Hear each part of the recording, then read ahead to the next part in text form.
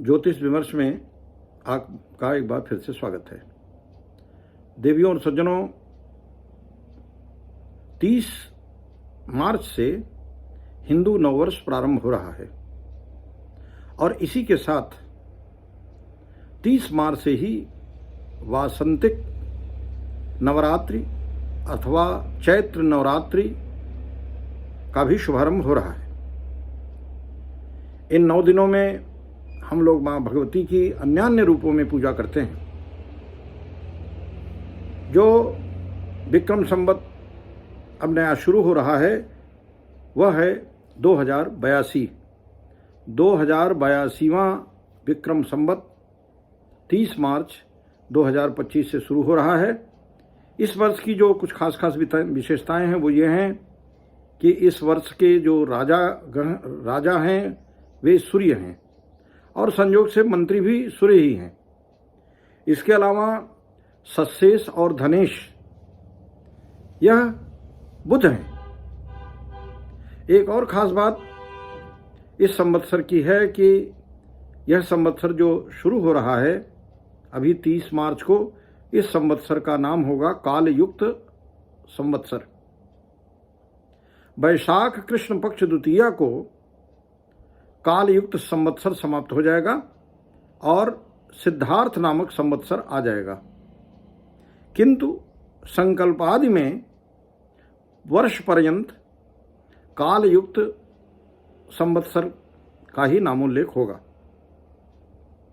काल युक्त संवत्सर के बारे में यह कहा जाता है कि प्रजानाम जायते रोगः काल युक्ते विशेषतः। कालयुक्त संवत्सर में प्रजा को विशेष रूप से विभिन्न प्रकार के रोग आदि व्याधियां होती हैं और वर्तमान समय में आपके सामने यह परिलक्षित भी हो रही हैं। वैशाख कृष्ण पक्ष द्वितीया के बाद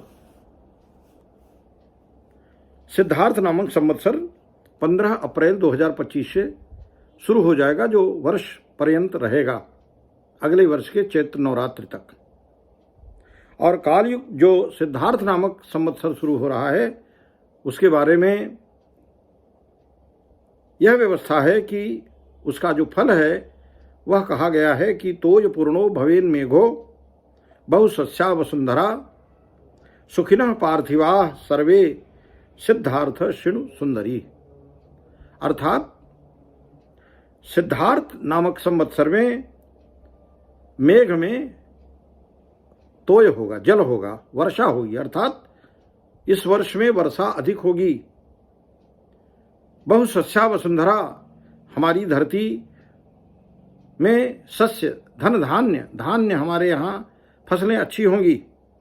सुखिनः पार्थिवाः सर्वे, सभी लोग सुखी होंगे।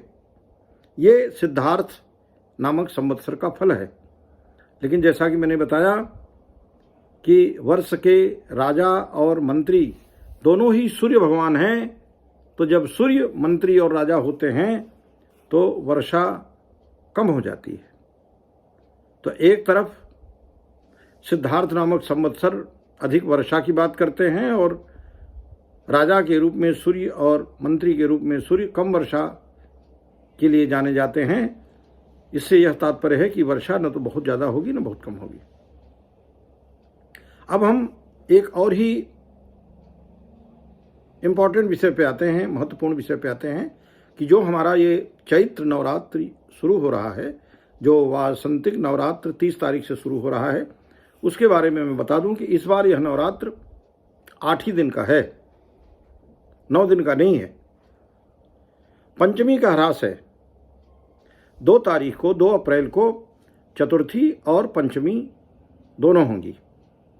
तो मैं इसको क्रोनोलॉजिकल ऑर्डर में आपको बता दे रहा हूँ। 30 तारीख को प्रथमा होगी, 31 तारीख को द्वितीया, 1 तारीख को तृतीया, 2 अप्रैल को चतुर्थी और पंचमी, 3 अप्रैल गुरुवार को षष्ठी, 4 अप्रैल शुक्रवार को सप्तमी, 5 अप्रैल शनिवार को अष्टमी और 6 अप्रैल रविवार को नवमी, महानवमी, सिद्धिदात्री नवमी होगी। अष्टमी के दिन हम सब कन्या पूजन करते हैं, अर्थात कन्या पूजन इस बार 5 अप्रैल शनिवार को होगा, जबकि महानवमी का हवन पूजन रविवार 6 अप्रैल को संपन्न होगा।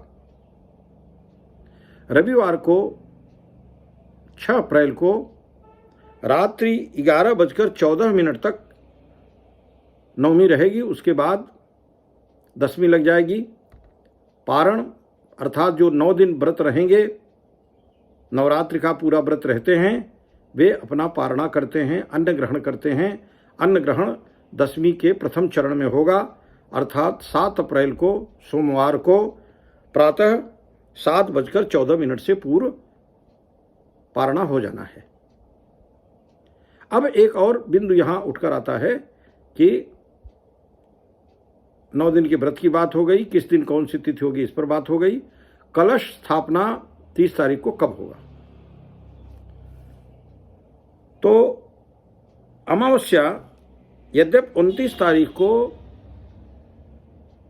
शाम को समाप्त हो जाएगी,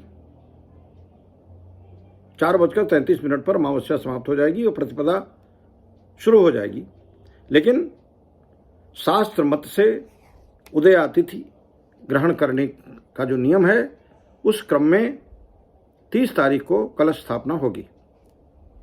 कलश स्थापना स्थिर लग्न में करने का विधान है, या द्विस्वभाव लग्न में हो तो कलश स्थापना प्रातः 5:53 से लेकर के 6:35 तक,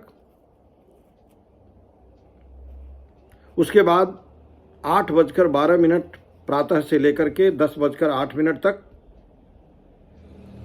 उसके बाद ये 10:08 तक जो लोग नहीं कर पाएंगे वे 12:22 तक भी कर सकते हैं। जिनका 12:22 तक कलश स्थापना नहीं हो पाएगी वे अब उसके बाद 2:40 से लेकर के 4:54 अपराह्न तक कलश स्थापना कर सकेंगे। कलश स्थापना के बारे में मैं आपको बताना चाहूँगा कि प्रतिपदा के दिन रविवार 30 मार्च को प्रातः 6:35 से पूर्व, या फिर 8:12 से 10:08 प्रातः के बीच, इस अवधि में जो लोग नहीं कर पाएंगे इसी क्रम में 12:22 तक भी कर सकते हैं। और जिनका 12:22 तक कलश स्थापना नहीं हो पाएगी वे उसके बाद 2:40 से लेकर के सायं 4:54 के बीच में कलश स्थापित करेंगे। लेकिन धर्म के विषय में कहा जाता है कि ब्रह्मार्थो बुद्धयेत प्रातः ब्रह्म मुहूर्त में उठ करके धर्मार्थो चानुचिंतयेत। धर्म और अर्थ की जो कामना है, धर्म का कार्य प्रातः काल होना चाहिए। तो प्रातः दशमी आपकी लगी रहेगी, सूर्योदय से पहले भी प्रतिपदा रहेगी, तो 6:35 तक आप ब्रह्म मुहूर्त में प्रातःकाल सूर्योदय के पश्चात 6:35 तक, चूँकि उस दिन सूर्योदय 5:53 पर होगा, उसके बाद 6:35 तक आप कलश स्थापित कर सकते हैं। जिनका 6:35 तक नहीं हो पाएगा वे फिर 4 पहर रुकेंगे और 8:12 से लेकर के 10:08 तक करेंगे। जिनका 10:08 तक नहीं हो पाएगा वे फिर 12:22 तक करेंगे। 12:22 तक जिनका कलश स्थापना नहीं हो पाएगा वे फिर पुनः प्रतीक्षा करेंगे और 2:40 से लेकर के 4:54 के बीच का समय है, इसमें कलश स्थापन किया जाएगा। इन्हीं शब्दों के साथ आने वाले वासंतिक नवरात्र, जिसे हम चैत्र नवरात्र भी कहते हैं, एवं आगामी विक्रम संवत 2082 जो हमारा हिंदुओं का नया संवत्सर है, उसकी बहुत बहुत शुभकामनाएं।